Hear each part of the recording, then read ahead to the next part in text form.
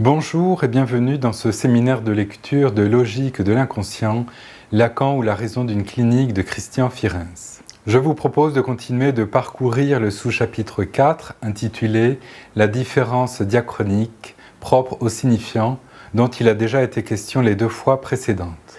L'émission d'aujourd'hui revêt une dimension pratique puisqu'après avoir questionné ce qui est en jeu avec la différence diachronique, à savoir un mouvement de relance qui fait le signifiant différent de lui-même, il s'agit maintenant de repérer comment ce processus signifiant se rencontre dans la clinique psychanalytique. Pour en rendre compte, Christian Fierens en passe par des exemples bien connus, celui du rêve de la spirituelle bouchère cité par Freud et celui de l'hallucination verbale truie cité par Lacan dans son texte d'une question préliminaire à tout traitement possible de la psychose, présenté en 1958.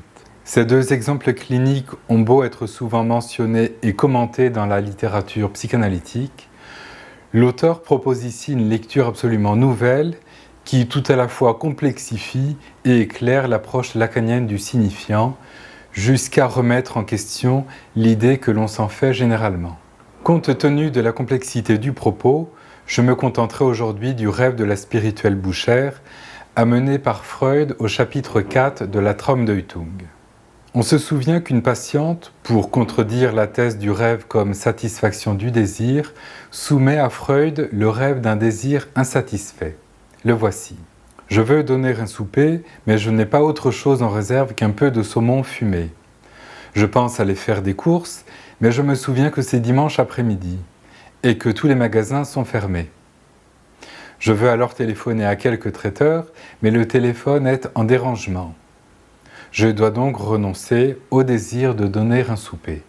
Je passe volontairement l'interprétation qu'en donne Freud, notamment en ce qui concerne la figure de l'ami de la bouchère qui, au niveau du rêve, sert de support à la substitution qui va du saumon au caviar, non sans produire un signifié nouveau, à savoir un désir insatisfait.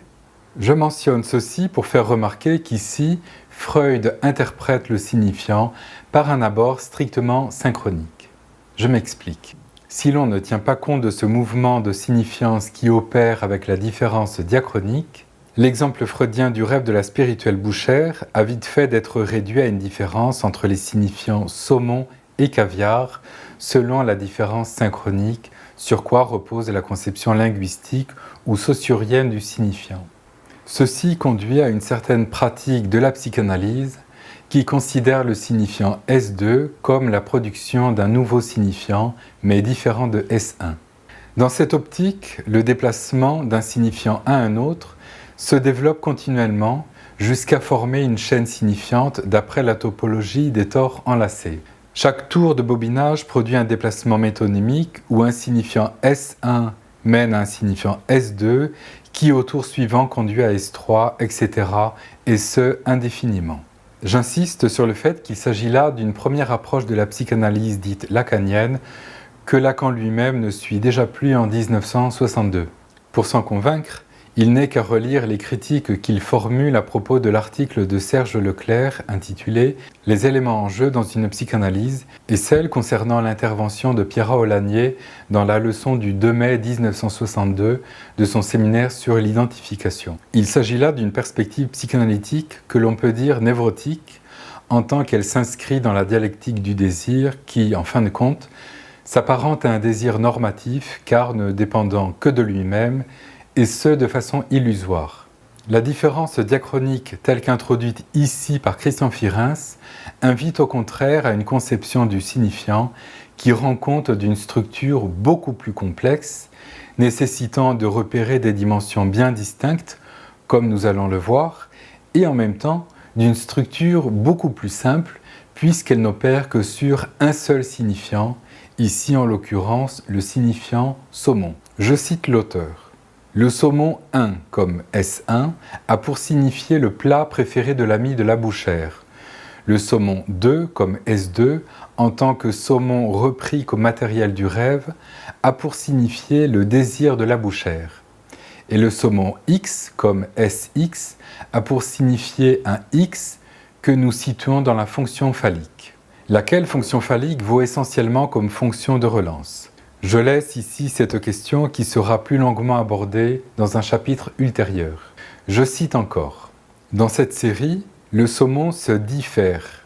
C'est bien le cas de le dire, puisque la belle bouchère finit, dans son rêve, par différer son envie de donner un dîner. Ce verbe différer est fort à propos et rappelle ce que je disais la dernière fois au sujet de la barre ou coupure, comme ce qui libère un mouvement de relance pour autre chose. Ainsi, dit Christian Firens, la barre entre le signifiant et le signifié donne au signifiant une liberté suffisante pour accrocher un autre signifié et devenir par là différent de lui-même, S1, S2.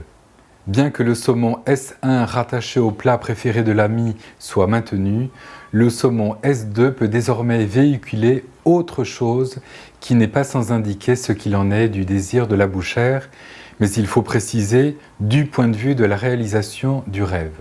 Le saumon S2 comprend sa propre différence vis-à-vis de lui-même, à savoir le saumon S1. Ceci, qui est tout à fait important, nous décale de la conception linguistique selon laquelle les deux signifiants qui entrent en présence sont différents parce qu'ils se situent dans un rapport d'opposition avec l'idée du couple de signifiants saumon-caviar. Et l'auteur d'insister sur le fait qu'il s'agit bien de deux saumons, de deux signifiants différents. Mais il s'agit d'une différence à partir de l'identité d'un signifiant relativement simple. Le saumon comme plat préféré de l'ami, et cette identité implique tout un savoir. Que faut-il entendre par là? Pour s'y retrouver, il faut renoncer tout à fait à l'idée selon laquelle la différence qui opère ici entre S1 et S2 se limite à une différence sémantique d'après une conception linguistique ou saussurienne du signifiant. La différence synchronique se présente toujours comme une réduction de la différence diachronique, dans la mesure où elle exclut le processus de production d'un signifiant qui opère à partir du mouvement d'énonciation selon la logique de l'inconscient. C'est en ce sens que la différence diachronique, en tant que processus qui transforme le signifiant à partir de lui-même, est avant tout construite comme différence grammaticale, dit l'auteur.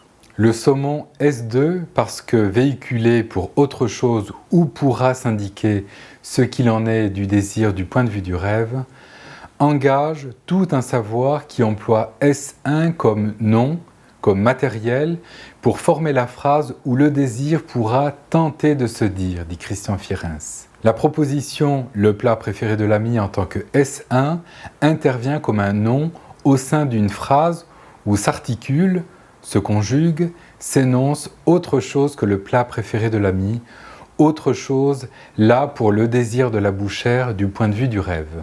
Je cite l'auteur. Toute déformation discursive de S1, qu'il soit nom, phrase, discours, etc., reprend ce S1 dans une phrase d'un niveau plus élevé et l'y intègre comme nom. Sujet grammatical, complément d'objet direct, argument d'une nouvelle fonction. Le signifiant dans sa différence diachronique implique nécessairement la différence entre le nom et la phrase. S2 en s'affirmant comme différent de S1, comme non S1, implique en conséquence la négation et un mouvement logique sans lequel il n'y a pas de distorsion signifiante. Je propose d'entendre les choses ainsi. Dans le processus symbolique de la fonction signifiante qui comprend à la fois la négation, c'est-à-dire l'opération d'effacement ou de coupure du signifié, et à la fois le mouvement logique, c'est-à-dire le mouvement d'énonciation comme moteur de la distorsion signifiante, la différence diachronique engage le signifiant S1 devenu non dans le mouvement grammatical du verbe où tente de s'énoncer ce qui s'indique d'un désir du rêve, un S2 en devenir, à partir duquel l'inconscient peut inventer. C'est à dessein que je parle ici de verbe qui résonne très directement avec ce que j'ai déjà pu dire à propos du point de Capiton. Dans l'envers de la psychanalyse, Lacan conteste la lecture freudienne du fantasme « on bat un enfant » qui repose pour une grande part sur le principe de plaisir. Bien plus fondamentalement, cette proposition marque la division du sujet par la jouissance, avec la jouissance d'un côté et l'absence d'un autre côté.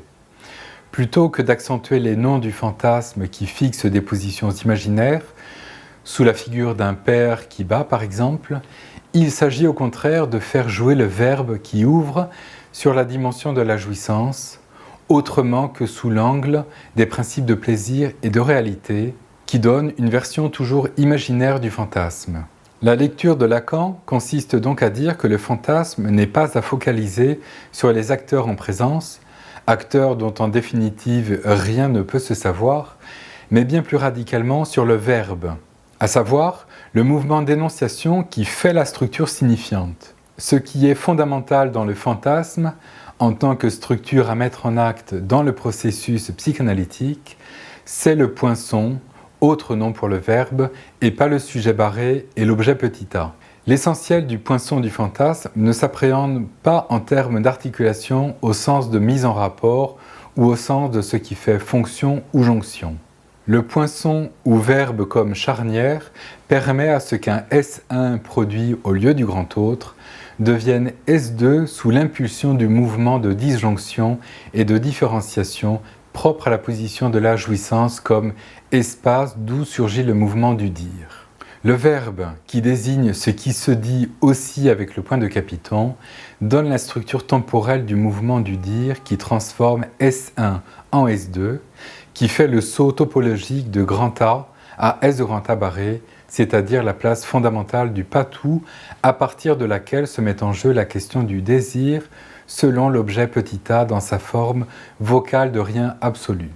Un pareil saut topologique ouvre sur la dimension de quelque chose qui surgit selon le principe de jouissance, au sens où on parle précisément Christian Fierens dans son ouvrage du même nom. Aussi, le signifiant en psychanalyse ne doit pas être rabaissé à la différence matérielle des phonèmes ou à la différence des signifiés pour un même matériel phonématique, dont découlerait une pratique basée sur les calembours en tant que déplacement métonymique d'un signifiant à un autre, comme je le disais plus haut. Non.